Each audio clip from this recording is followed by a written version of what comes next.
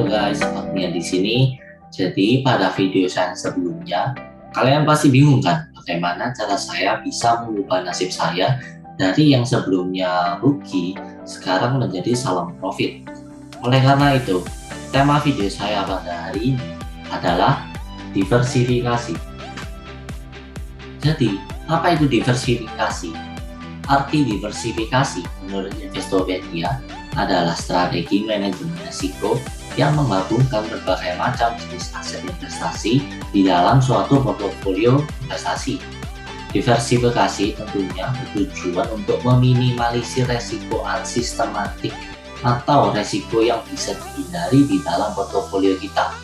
Jadi misal ketika ada aset investasi kita yang mempunyai performa yang positif, diharapkan bisa menetralkan aset investasi kita yang lain yang mempunyai performa yang negatif, sehingga secara keseluruhan performa portofolio kita bisa terjaga dengan baik.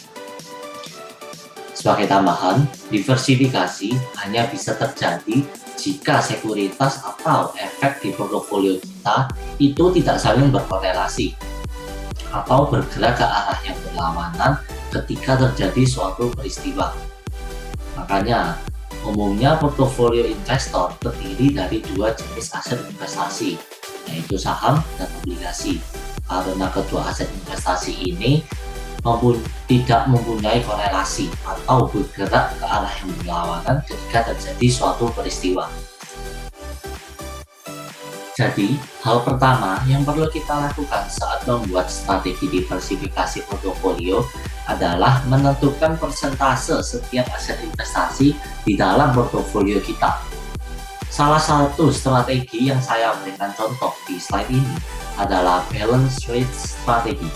Jadi strategi balance rate ini merupakan salah satu strategi diversifikasi yang mengelompokkan kelas aset investasi berdasarkan kondisi lingkungan ekonomi dengan mind map seperti di gambar ini.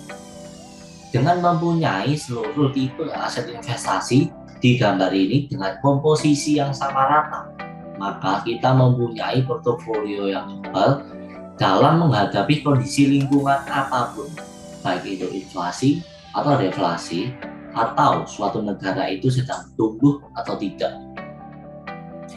Sebagai tambahan, diversifikasi itu juga harus dilakukan secara menyeluruh, bukan hanya sekedar mencari tipe aset investasi yang berbeda saja. Apabila kita ingin melakukan contoh pada diversifikasi pada aset saham, maka kita perlu mencari perusahaan yang punya sektor bisnis yang berbeda satu sama yang lain, atau mencari kapitalisasi pasar yang berbeda antara satu saham dengan saham yang lain. Contoh lain, jika kita ingin melakukan diversifikasi pada aset obligasi, maka kita bisa melakukan diversifikasi dengan cara membeli treasury bond, municipal bond, corporate bond, atau high yield bond. Sekarang kita akan membahas sebuah contoh kasus yang menggambarkan kondisi pasar saat ini.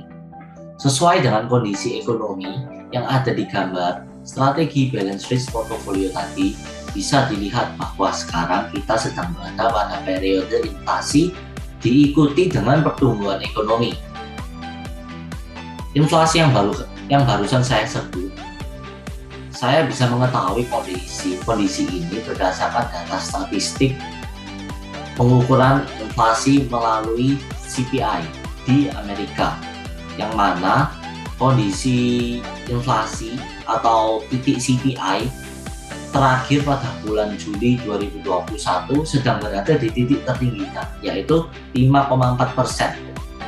Selanjutnya, pertumbuhan ekonomi yang sedang tinggi itu juga yang baru saya sebutkan, itu juga saya ukur melalui pengukuran pertumbuhan GDP Amerika pada kuartal 2 2021 yang sebesar 12,2%. Sebagai tambahan, perlu diperhatikan bahwa angka inflasi dan pertumbuhan GDP di Amerika ini cenderung diakibatkan oleh low base effect, di mana pandemi corona pada tahun 2020 kemarin menyebabkan aktivitas ekonomi maupun inflasi berada pada berada pada level terendahnya akibat daya beli masyarakat yang menurun yang diakibatkan oleh pembatasan atau PSBB atau lockdown. Oke, next.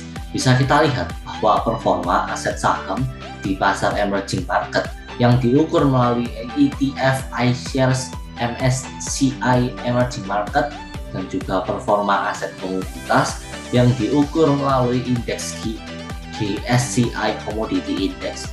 Semua menunjukkan performa yang cemerlang, di mana harga mereka saat ini sedang berada di titik tertingginya. Hal ini sesuai dengan mind map balance sheet strategi kita yang tadi, di mana periode inflasioner dan pertumbuhan ekonomi yang tinggi cenderung memberikan dampak yang positif pada aset komoditas dan pasar saham, khususnya di emerging market. Sebagai penutup, saya beri peringatan disclaimer bahwa kondisi lingkungan ekonomi yang sedang terjadi saat ini masih memiliki banyak sekali ketidakpastian dan data-data statistik yang baru dikeluarkan terkena efek atau pengaruh progress efek itu tadi, sehingga kondisi inflasi maupun pertumbuhan ekonomi saat ini belum tentu menunjukkan kinerja yang sama untuk periode di masa yang akan datang. Kondisi inflasi yang sekarang ini juga mendapat kritikan atau perhatian dari Ketua Federal Reserve yaitu Jerome Powell yang mengatakan bahwa kondisi inflasi kita saat ini khususnya di Amerika itu hanya bersifat sementara atau transitori. Oleh karena itu, calon investor perlu untuk mengawasi dan melakukan rebalancing portofolio kalian ya. Jangan sampai kalian menggunakan acuan dari video ini untuk membentuk portofolio investasi kalian. Oleh karena itu, kalian perlu mengamati perihal-perihal yang akan terjadi di masa yang akan datang, dan dengan demikian dengan bijak melakukan rebalancing portofolio kalian masing-masing. Sekian video ini saya buat. Jangan lupa pencet tombol like dan subscribe ya. See you all.